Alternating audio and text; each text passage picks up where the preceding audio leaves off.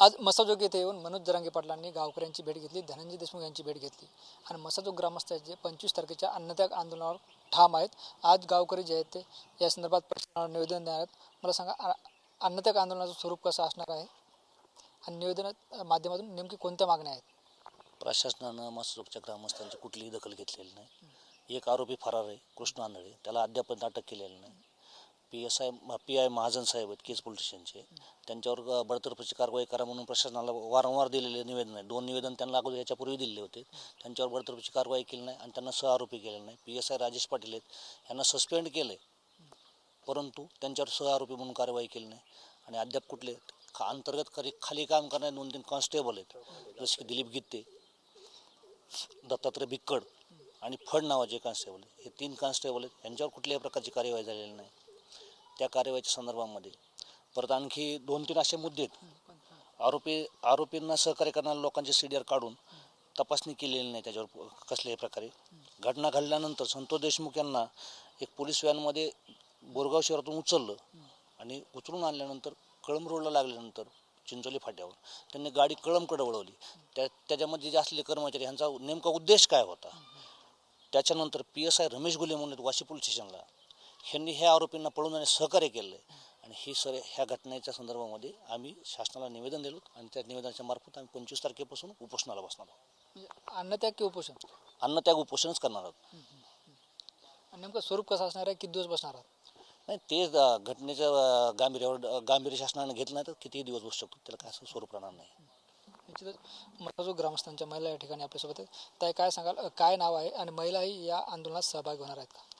संजीवनी किरण देशमुख, मी मसाजोग ग्रामस्थच आहे. आम्हाला आंदोलन करण्याची वेळ आणली, खरंच ही सरकारसाठी निर्लज्जाची गोष्ट आहे. म्हणजे निर्लज्ज सरकार हे म्हणायची वेळ आम्हाला ह्या माध्यमातून आणलेली. कारण आज आमच्या एवढ्या मोठ्या सरपंचाची हत्या झालेली आहे. किमान 70 ते 72 दिवस होत आहेत, तर एक आरोपी अजूनही फरार आहे. तुमचे पोलीस कर्मचारी अधिकारी जे ह्याच्यामध्ये इन्व्हॉल्व आहे, ज्यांची मागणी आम्ही पहिल्या दिवशीपासून सहआरोपी म्हणून केलेली आहे, तर त्यांना तुम्ही फक्त बडतर्फ करून किंवा बदली करून, आम्हाला ती मागणी आमची नव्हती, तर ती मागणी आमची आहे की आम्हाला त्यांना सहआरोपी करून त्यांना अटक केलं पाहिजे.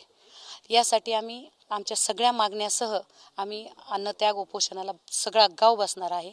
त्यासाठी आम्ही सर्व महिला भगिनीसुद्धा यामध्ये सहभाग नोंदवणार आहोत. मसाजोगचे ज्येष्ठ नागरिक आपल्यासोबत आहेत. काय सांगाल, अन्नत्याग आंदोलनात तुम्ही सहभागी होणार आहेत का? हो, आम्ही सहभागी आहोत. खरं वास्तविक पाहता 2-2.5 महिने झालेत, अजून संतोष हत्या प्रकरणामध्ये आणखी काही जे आरोपी पकडायचे राहिलेत ते कायमस्वरूपी राहिलेत. CDR प्रमाणे अजून 3-4 आरोपी ते त्यांच्या पोलिसने अजिबात दखलच घेतलेली नाही.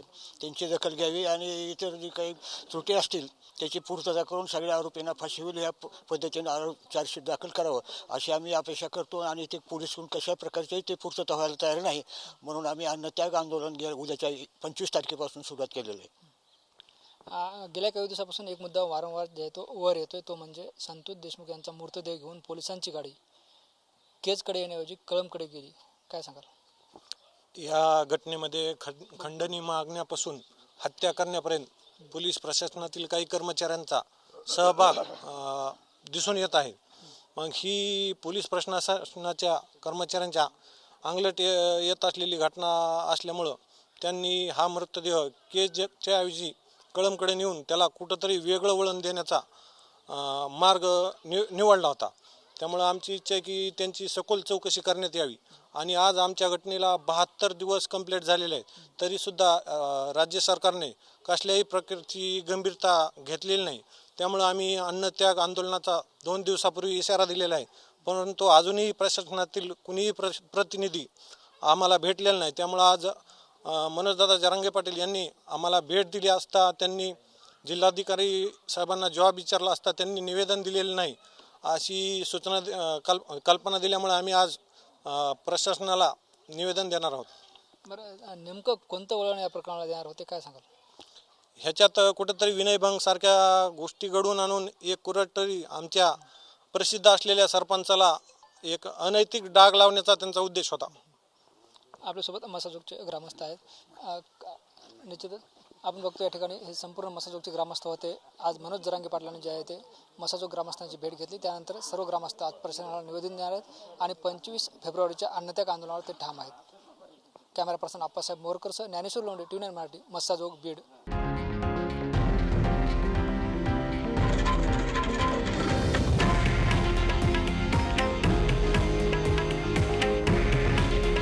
हे आहे देशातील नंबर 1 न्यूज नेटवर्क आणि आपण पाहत आहात TV9 मराठी. काळजी तुमची, हित महाराष्ट्राचं.